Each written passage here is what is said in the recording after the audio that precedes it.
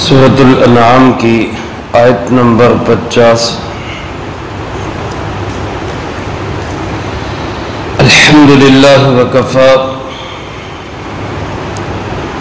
والسلام علی عبادہ الذین اصطفی خصوصا علی سید الرسل وخاتم الانبیاء وعلى آلہ واصحابہ الاتقیاء اما بعد فاعوذ باللہ من الشیطان الرجیم بسم اللہ الرحمن الرحیم قل لا اقول لكم عندي خزائن الله ولا اعلم الغيب ولا اقول لكم اني ملك ان اتبع الا ما يوحى الي قل هل يستوي الاعمى والبصير افلا تتفكرون قل لا اقول لكم، اے پاک پیغمبر صلی اللہ علیہ وآلہ وسلم آپ فرما دیجئے میں تم سے یہ نہیں کہتا عندی خزائن اللہ کہ میرے پاس اللہ کے خزانے ہیں، ولا اعلم الغیب اور نہ ہی میں غیب کو جاننے والا ہوں، ولا اقول لکم اور نہ تم سے میں یوں کہتا ہوں انی ملک بے شک میں فرشتہ ہوں، ان اتبع الا ما یوحى الی میں تو پیروی کرتا ہوں صرف اسی پیغام کی جو میری طرف بھیجا جاتا ہے۔ قل آپ فرما دیجئے هل يستوي الأعمى والبصير کیا اندھا اور دیکھنے والا دونوں برابر ہو سکتے ہیں؟ افلا تتفکرون پھر کیوں نہیں تم فکر کرتے؟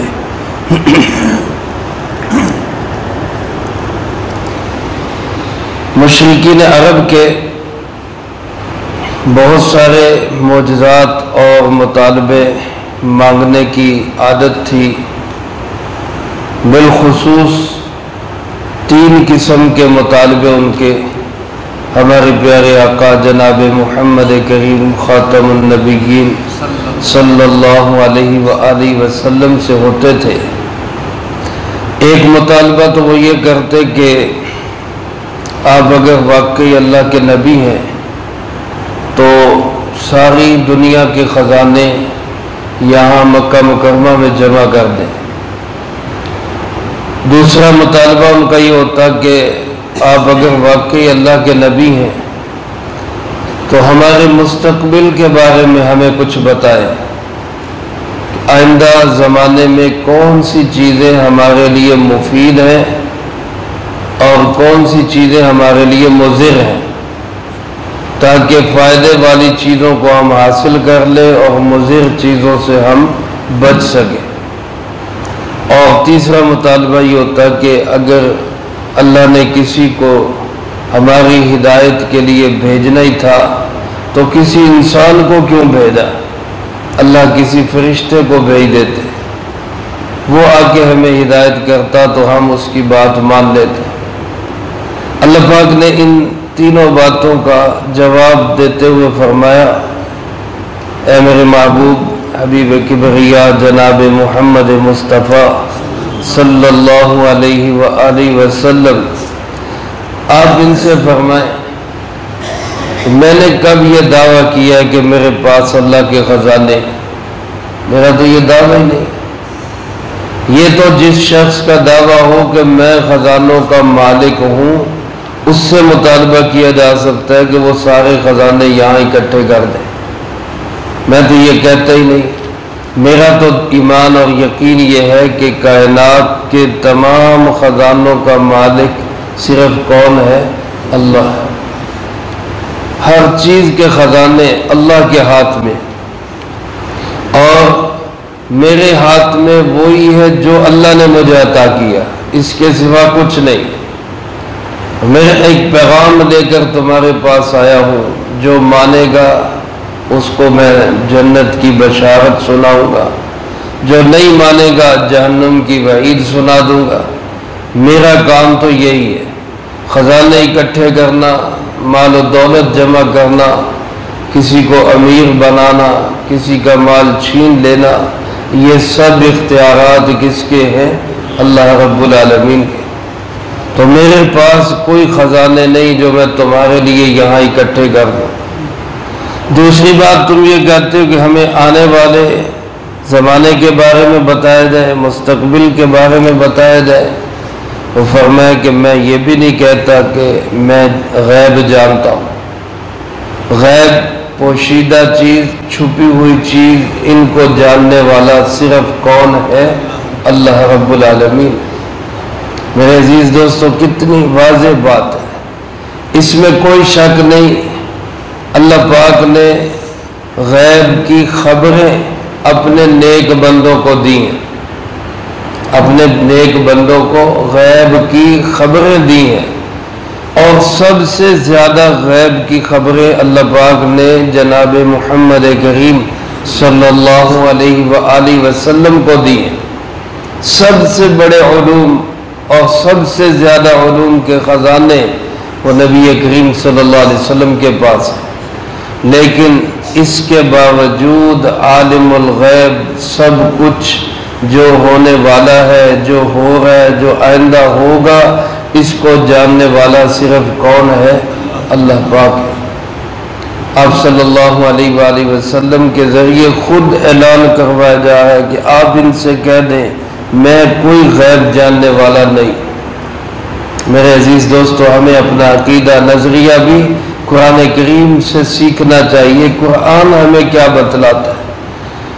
نبی کریم صلی اللہ علیہ وسلم سے ہمیں بے پناہ عشق اور بے پناہ محبت ہے، لیکن اس محبت کا مطلب یہ ہرگز نہیں کہ ہم اللہ والے اختیارات آپ صلی اللہ علیہ وسلم کو دے دیں۔ اللہ اللہ ہے، بندہ بندہ ہے۔ اگر ہم اس طرح کریں گے تو پھر عیسائیوں میں اور ہم میں فرق کیا رہ جائے گا؟ عیسائیوں نے بھی حضرت عیسیٰ علیہ السلام کی محبت میں ان کو خدائی کے مقام پہ فائز کر دیا، اور ہم بھی نبی کریم صلی اللہ علیہ وسلم کی محبت میں اللہ کے اختیارات اور اللہ کی صفات اور کمالات آپ کے اندر بیان کرنے شروع کر دیں تو پھر ہم میں اور ان میں فرق کیا رہ گیا؟ میرے محترم دوستو، اللہ رب العالمین اپنی تمام قدرتوں کے ساتھ صرف عالم الغیب کون ہے؟ اللہ پاک ہے۔ اور تیسرا فرمایا میں یہ بھی نہیں کہتا کہ میں فرشتہ ہوں، میں تمہارے جیسا انسان ہوں۔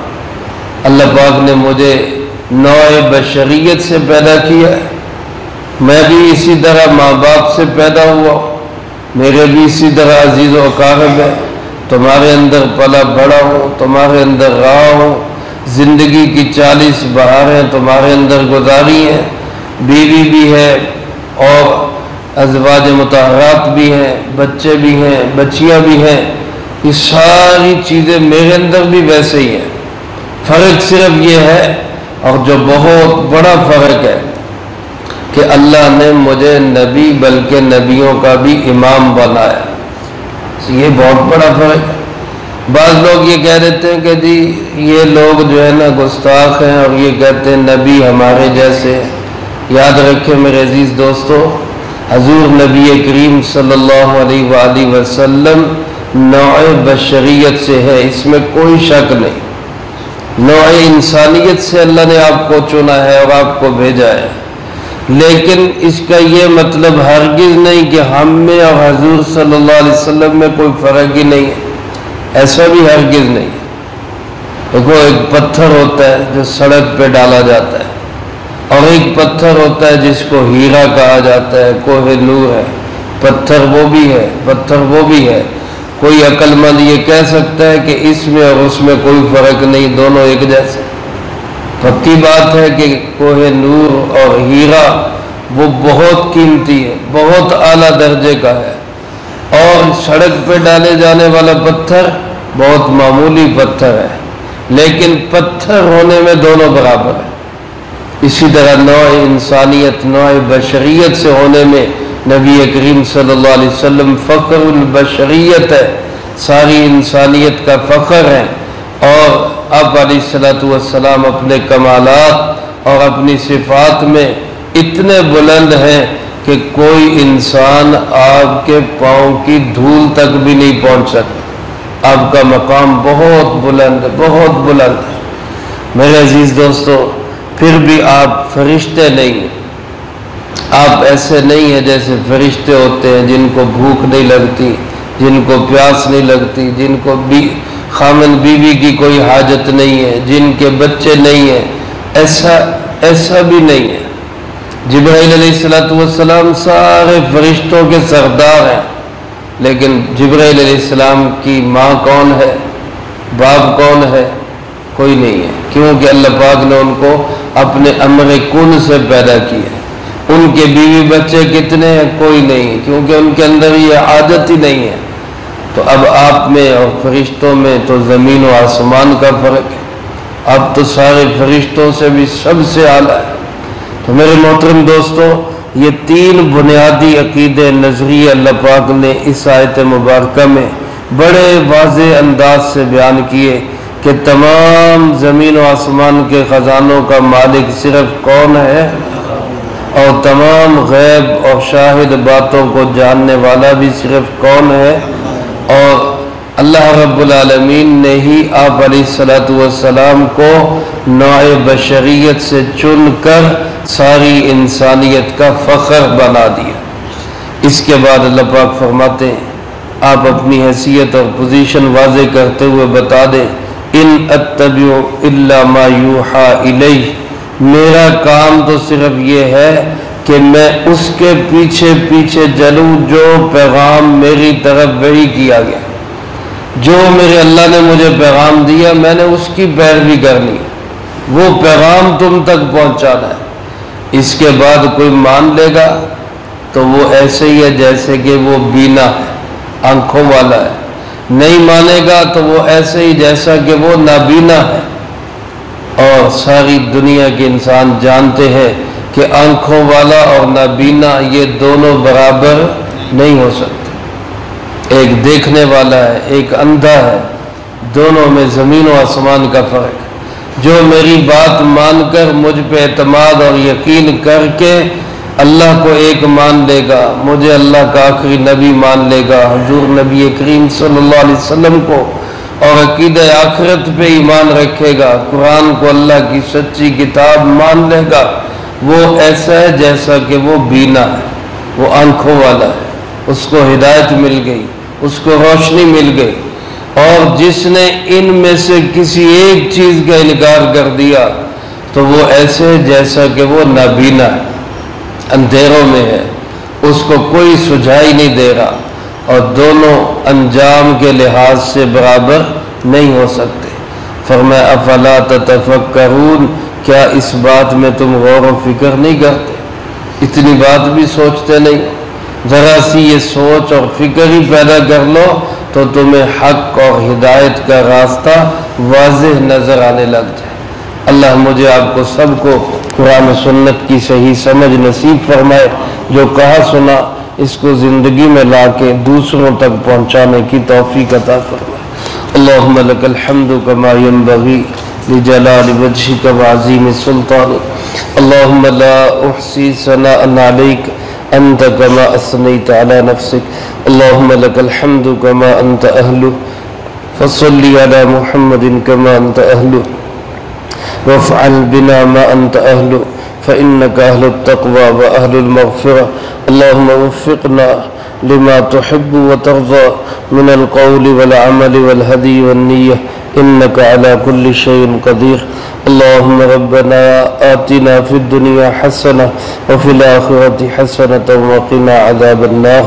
اللهم ربنا هب لنا من أزواجنا وذرياتنا قرة أعين واجعلنا للمتقين إماما. رب ارحمهما